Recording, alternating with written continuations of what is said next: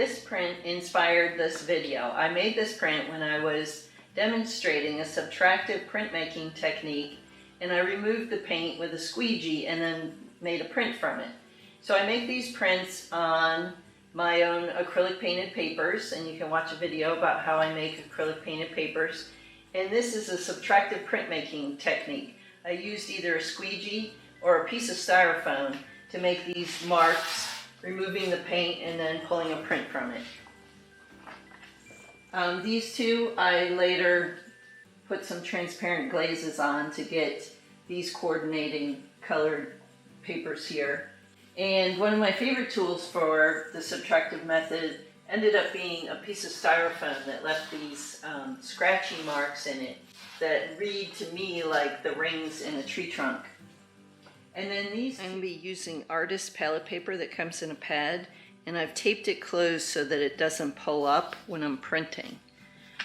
I'm going to be printing with white paint on dark ground. So I have already prepared these painted papers, and I have a video about that if you're interested in doing that. So I want to start with dark grounds. You could use colored paper that you purchased, you know, colored construction paper. And I'm going to print with white. If you had white paper, you're going to want to print with a dark color so that you'll have contrast.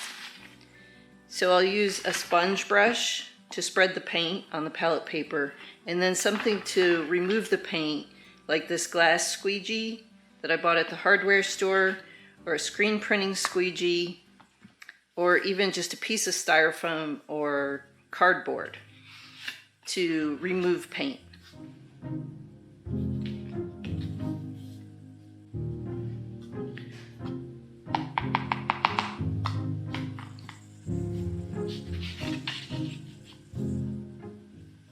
My palette paper is a little bit bigger than my paper, so I don't have to cover the whole surface, just big enough to print my whole paper. That's something I don't want in there. All right.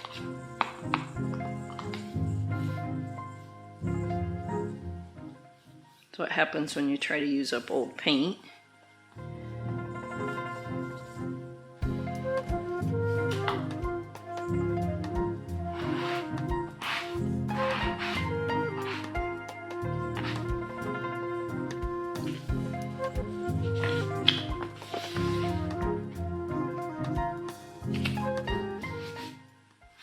Squished it around a little bit. You don't want to move it once you lay it down. Kind of avoiding pushing my hands through this paint on the edge. You also could put a piece of this palette paper on top, or wax paper, so your hands didn't go into the paint.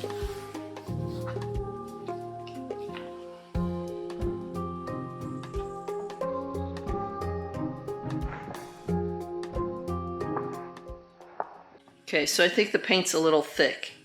I want it a little bit thinner. I like this texture better.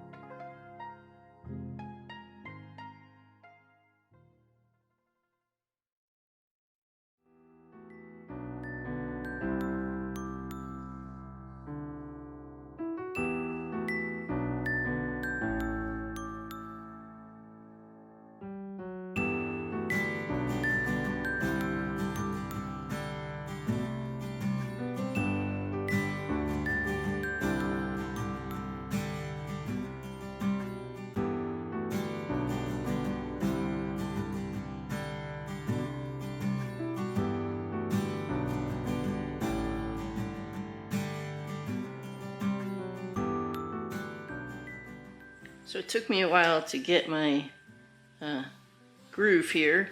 You want the paint to be pretty thin because you're pushing it around, and you don't want it to get too piled up.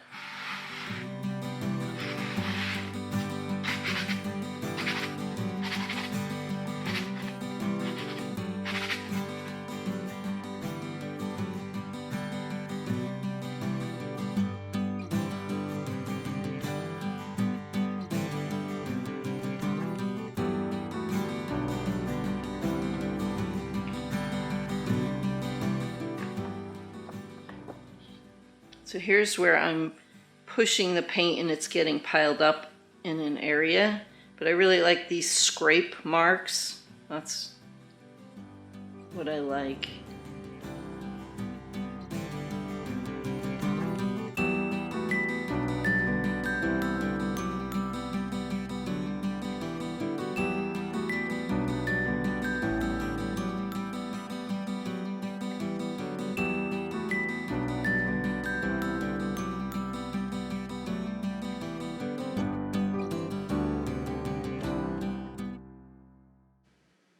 I recently started using this technique in my paintings on canvas, and the way I do that is I use the palette paper and I flip it onto the canvas and rub on the back.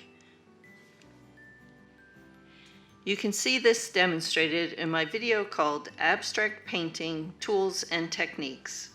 There'll be a link for it up in the corner.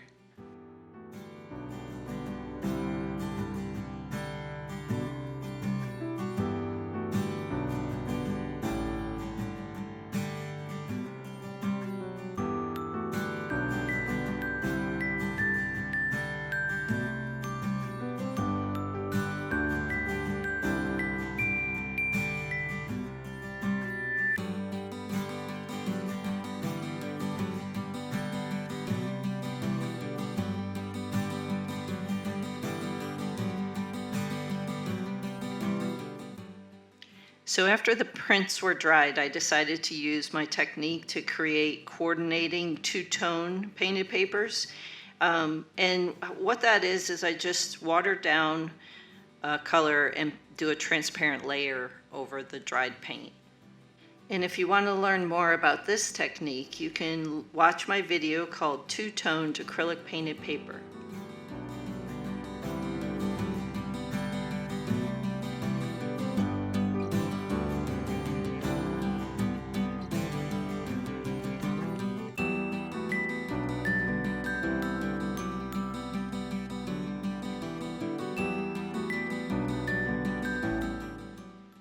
This one got a little dark, so I didn't have enough water in the paint, so I wiped it down with a paper towel.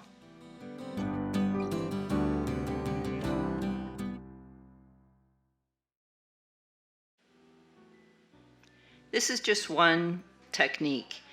I really enjoy printmaking with acrylic paint, and it's very versatile, and I have a couple other videos you can check out if you're interested.